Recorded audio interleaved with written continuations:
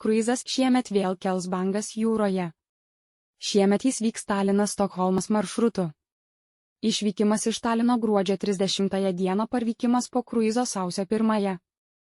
Artėjantys naujieji laivė su visu triukšmu pasitinkami keliaujant į priekį, o grįžtant tikroji naujųjų metų šventė.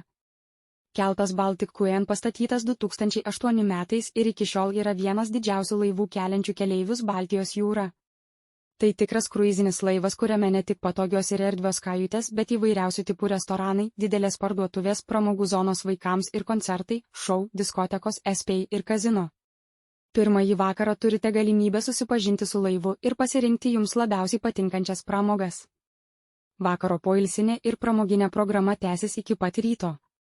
Naudingi pirkiniai laivo parduotuvėse, gardus patiekalai restoranuose, gaivieji gėrimai baruose ir šokiai iki paryčių arba ramus poilsis SP centre.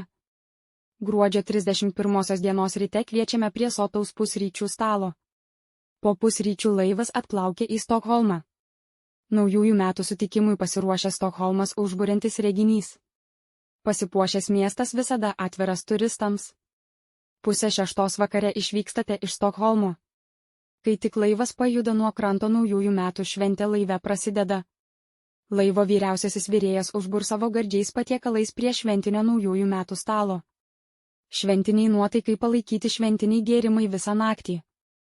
Jūsų laukia įvairiapusė vakaro programa, prisijunkite prie žaidimų, viktorinų, loterijų ir laimėkite nuostabias dovanas. Mėgaukitės gyvą šokių arba disko muziką kartu su Dėjot.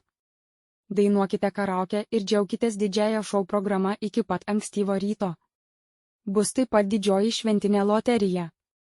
Prisijunkite ir laimėkite. Sausio 1 laivas į Taliną atvyks vėliau nei paprastai. Uoste laivas sustos tik 12 val. Dienos, kad pirmą naujų metų rytą visi pasitiktų be nuovargio ir pailsėję.